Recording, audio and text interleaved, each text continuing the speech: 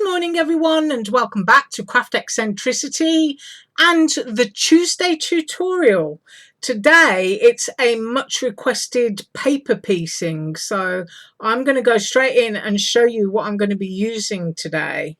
First up, I'm using a pierced set from Surprise Creation. This is a 5x7 and it's an in-out frame there. You can see it cuts the inner and the outside of the aperture, so I'm using that. I'm using the Eiffel Store new bike die with flower basket. Now, one of the things that I noticed looking at this is that the flowers, can you see those three there that go inside of the basket, are almost the same size as these that I got from Aliexpress. Look, I can place one on top there. So I'm going to be using some of these instead for some dimension. I'll probably cut them in cardstock and then just use the backgrounds as green so that they look like a little bit of leaf coming out from these. These are pearlized. I am going to try and get clear pictures today. I hope that one's a little bit better, but these are pale pink and blue, and I'll scoot those up there because I don't know how many of the pale pink and blue I'm going to use. So it's going to be this die. I'm going to be using these to cut it apart, and I'll show you how I do that in a second. I'm going to be using Dollar Tree glue. I'm going to be using a wax tip pickup tool that you sharpen with a regular pencil sharpener. Once it gets a bit, sticky or covered in fluff or something, just sharpen it off like a regular pencil. I'm going to be using Dollar Tree foamy pads and also the Dollar Tree tape. Now, talking about Dollar Tree, I will tell you that this is what I got in that haul video yesterday that I showed you, and I've now used it, and it is exceptionally good quality tape for $1. It's something that's actually shocked me. I thought it would be one of those, peel on, peel off kind of things, but it's got a real permanent, strong bond. So if you can't get it from anywhere else, get to Dollar Tree and spend yourself just $1. I think there's 33 feet on a roll. And of course, you get this lovely plastic ring on the inside. It's a hard plastic ring. And these are great for using with your threads to make yourself a dream catcher, or for using for the top of a mobile, a wind mobile, where you can die cut autumn leaves and things. You can paint this, put your strings around it, so you've got a loop where they're all spread out and you've got a great wind mobile. In fact, might make one of these one of the days to show you, because I do like to save bits of packaging. So there we've got the pads and that. And before I forget, from the haul yesterday, I purchased 2 craft knives. Whatever you do, do not purchase those craft knives. Purchase them if you want the blades to use in a good quality craft knife, but the craft knives themselves, do not use them. Let me just grab mine off the shelf and I'll explain why. Okay, this one is from Aliexpress. It's got a plastic cap on it, which is nice. I don't cut myself, but the whole thing, even though it's a bit yucky there on the blade, is stainless steel. It's stainless steel all the way along the barrel and to the screw that holds the blade. Can you see that? I can remove it. Let's try and get a close-up. It's like a crosshead screw there, and your blade will thread back inside of there. You turn it and it's tight. It's held absolutely tight between these stainless steel joints here. Now, the ones at Dollar Tree, this screw section is plastic. That's an absolute no-no. Seriously, it's a real no-no. As soon as you apply any pressure to the blade, you're going to crack that plastic and you could injure yourself. So whatever you do, do not use the craft knife there from Dollar Tree. If you're just going after the blades, which is what I'm going to use, I've now got 12 blades that I paid $2 for, then that's absolutely okay. But please don't use it as a craft knife, because the shaft that the blade goes into is soft plastic and it will just split on you. And also the handle section at Dollar Tree is aluminum, not stainless steel. So if you want a good quality craft knife, I will link one below, but for safety's sake, please do not use that one from Dollar Tree. Always honest on this show, and if something doesn't work, I will tell you. I don't care what anyone has to say about it. Right, so let's move that away. And I've got my little silicone mat. This is one of the project mats there from Aliexpress. I absolutely love them.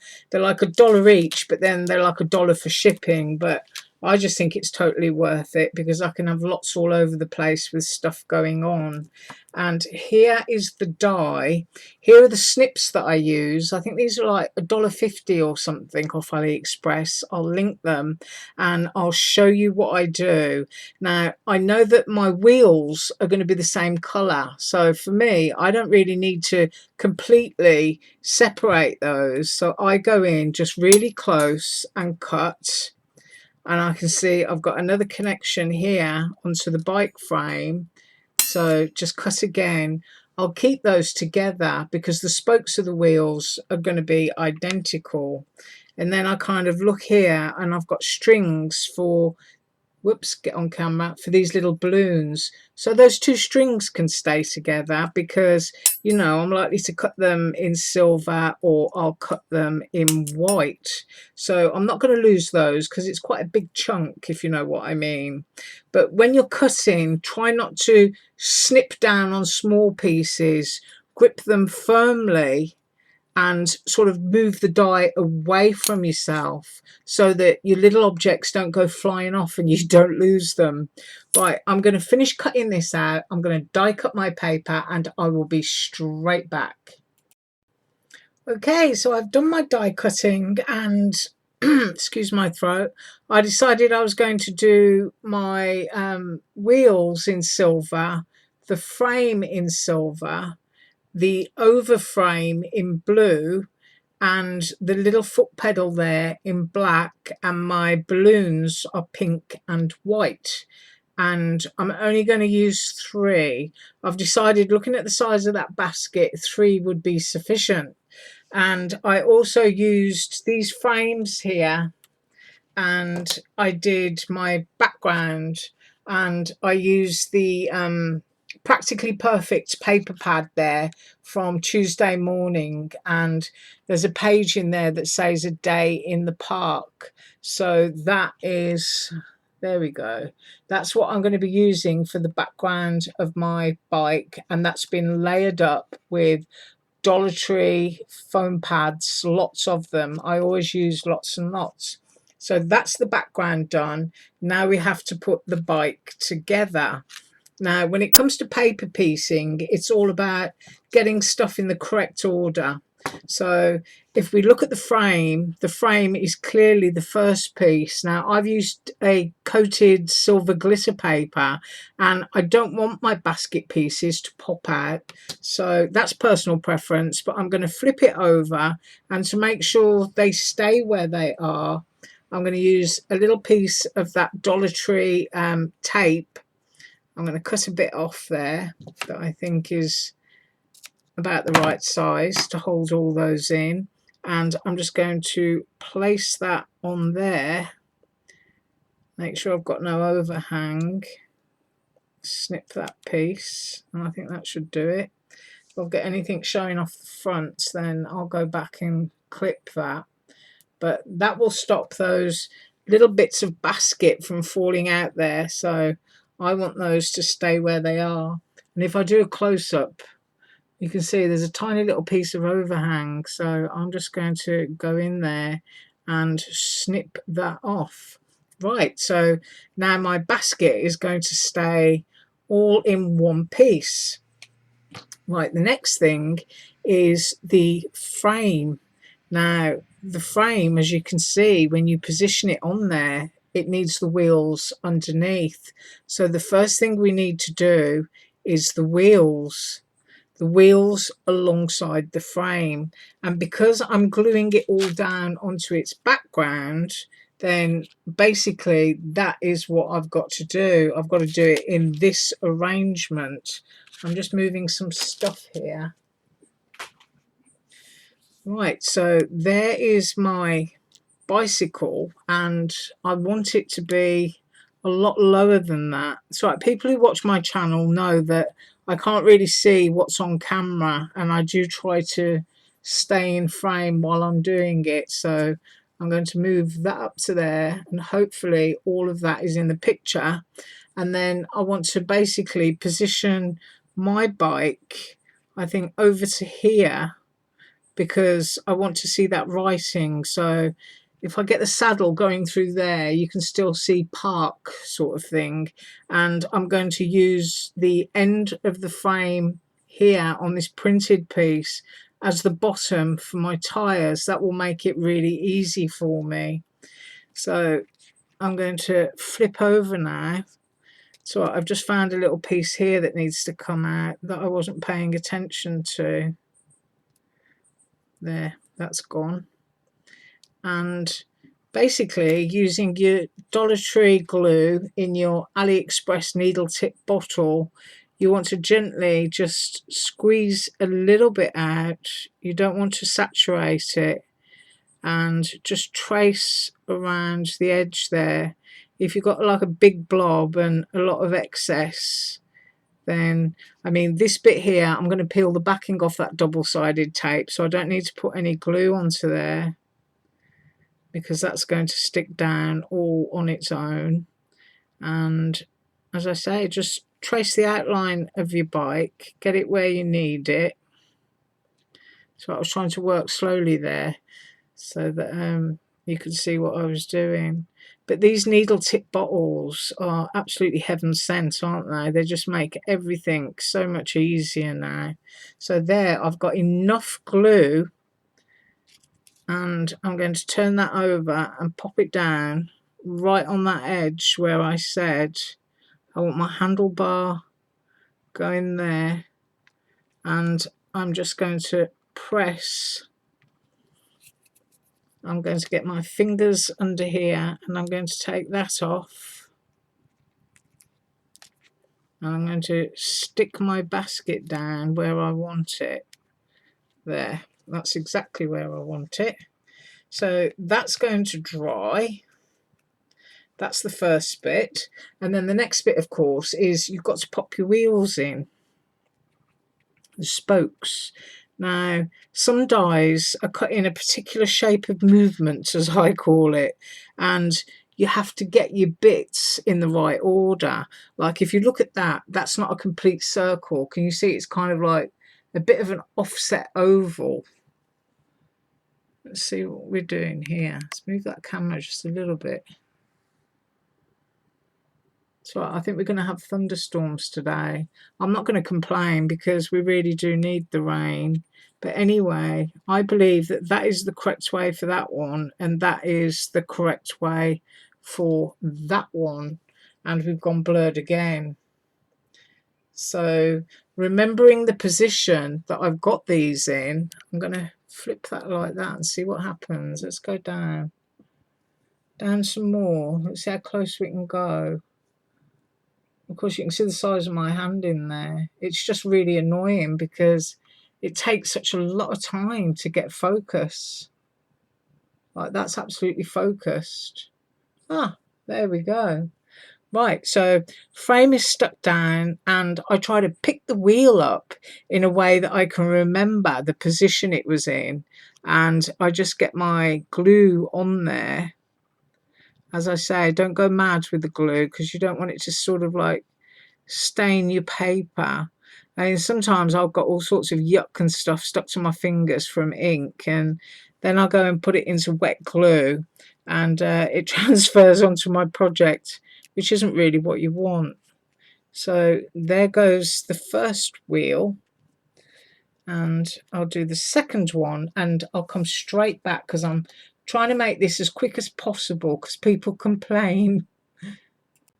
Okay, so I've stuck those on, and the next thing that needs to be done is the bike frame. So if I flip that over, there we go. I'd actually bent that piece, which is a bit naughty of me.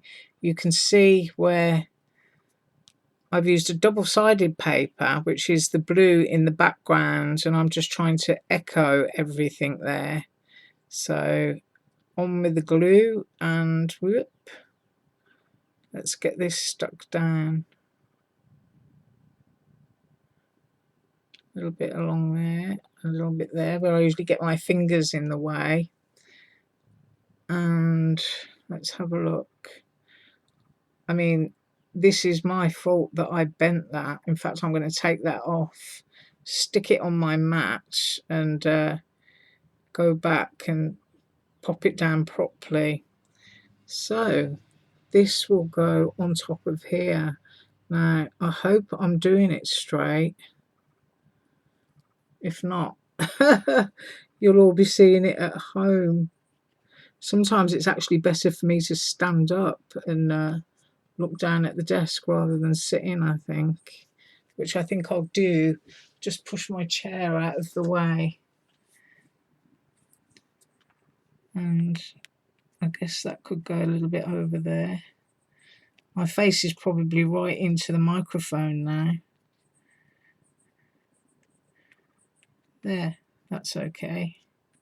And now I actually knocked this little piece off that belongs here, so I'm just going to put a little bit of glue, and then I'm going to try and grab it with my pickup tool.